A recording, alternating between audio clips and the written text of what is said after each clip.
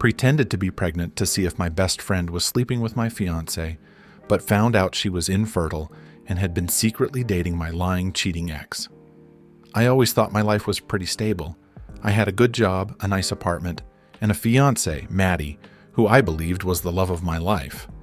But you know how people say trust is the foundation of any relationship? Yeah, I started feeling those cracks.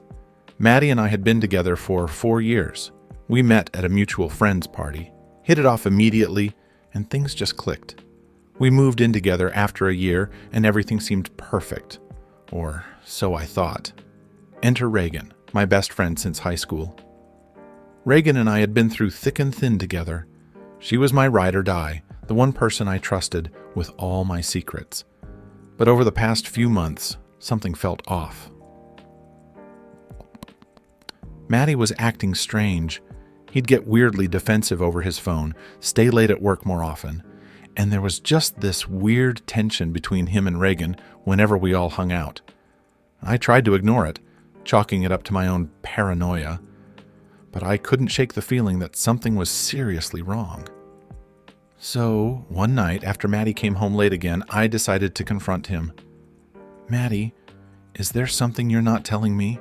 I asked, trying to keep my voice steady. He looked at me like I was crazy. "Carla, what are you talking about? You're being ridiculous," he snapped. The defensiveness in his voice was all the confirmation I needed. I couldn't let it go. I started paying more attention, watching for any clues. And then I found it. Maddie's phone left unlocked on the kitchen counter while he took a shower. I know, it's an invasion of privacy, but I had to know. I quickly scrolled through his messages and found a chat with Reagan. My heart sank as I read through their flirty texts. "Had a great time last night, can't wait to see you again." "You make me so happy, Reagan." I felt sick to my stomach. I couldn't believe it. My best friend and my fiancé, but I needed more proof.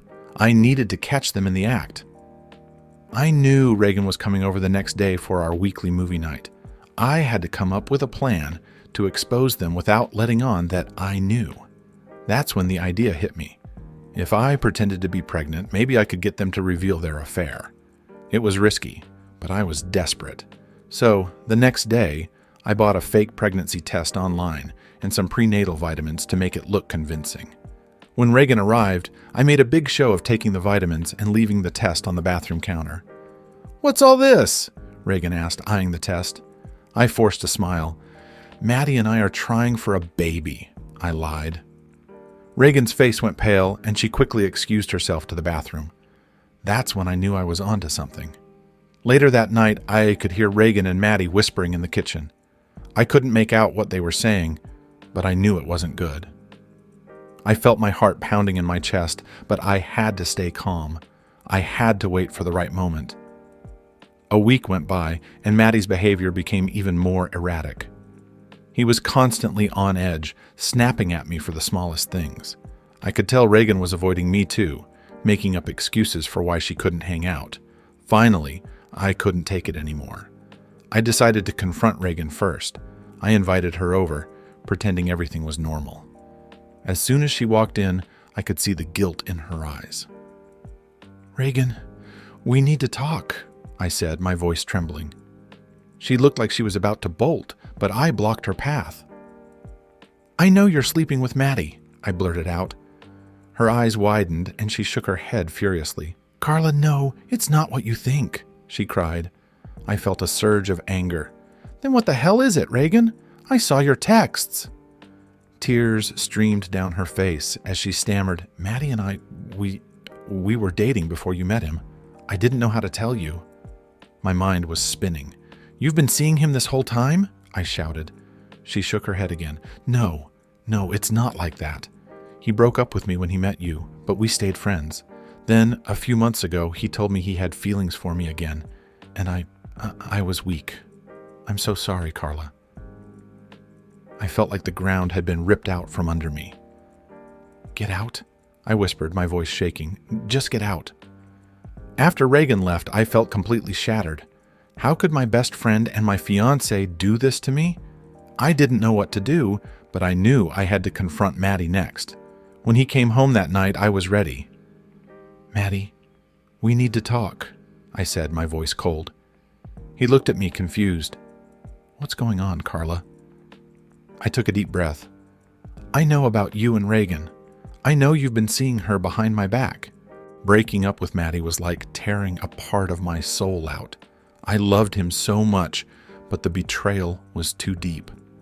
I couldn't stay with someone who had shattered my trust so completely. The days that followed were a blur of tears, anger, and disbelief. I couldn't believe that both Maddie and Reagan, the two people I trusted most, had done this to me. I threw myself into work, trying to keep my mind off the pain. Nights were the hardest. I would lie in bed, staring at the ceiling, replaying everything in my head. How could I have missed the signs? How could I have been so blind? A few weeks passed, and just when I was starting to feel like I could breathe again, I got a message from Reagan. She wanted to meet up and talk. My initial reaction was to tell her to go to hell, but part of me needed closure. I needed to hear her side, even if it tore me apart. We agreed to meet at our favorite coffee shop, the one we used to go to every Saturday morning. As I walked in, the memories hit me like a freight train. I saw her sitting in our usual spot, looking like she hadn't slept in days. She looked up as I approached, her eyes red and puffy from crying. "Carla," she said, her voice trembling, "thank you for meeting me." I sat down, my heart pounding in my chest. "Reagan, this better be good," I replied, trying to keep my voice steady. She took a deep breath, tears welling up in her eyes. "I owe you an explanation. I know what I did was unforgivable, but there's something else you need to know." I folded my arms, waiting for her to continue. "Go on," I said, my voice cold. "After you broke up with Dave, we started seeing each other," she admitted, her voice barely above a whisper. "It was a mistake. I know, but I was so lonely, and then I found out I can't have kids. I'm infertile." Her words hit me like a punch to the gut. I felt a mix of anger, sadness, and confusion. "Why didn't you tell me?" I asked, my voice shaking. She shrugged, tears streaming down her face. "I didn't want to burden you with my problems, and then with everything that happened with Maddie, I just couldn't. I'm so sorry, Carla." I sat there processing everything. My best friend, my fiancé, and now my ex. It was like a bad soap opera, and I was stuck in the middle of it. But as I looked at Reagan, I realized something. Holding on to this anger and pain was only going to hurt me more. I needed to let go. I took a deep breath, trying to calm the storm of emotions inside me. "Reagan, I appreciate you telling me the truth, but I can't have you in my life anymore. I need to focus on myself and heal from this." She nodded, tears falling onto the table. "I understand, Carla. I'm so sorry for everything. I hope you can find it in your heart to forgive me someday." I stood up, feeling a strange sense of relief. "I forgive you, Reagan, but this is goodbye." As I walked out of the coffee shop, I felt a weight lift off my shoulders. It was time to leave the past behind and start fresh. I knew it wouldn't be easy, but I also knew I was stronger than I had ever realized. In the weeks that followed, I focused on myself. I reconnected with old friends, picked up new hobbies, and started going to therapy. Slowly but surely, I began to heal. I learned to trust myself again, and eventually, I started to believe in love once more. Looking back, I realized that sometimes the people we trust the most can hurt us the deepest. But those experiences also teach us valuable lessons about ourselves and our strength. I may have lost my fiancé and my best friend, but I found myself in the process. And that, I believe, is worth more than anything. And here I am now, sharing my story with all of you. If you're going through something similar, know that you're not alone. You have the strength to get through this, and you will come out stronger on the other side. Trust me, I did.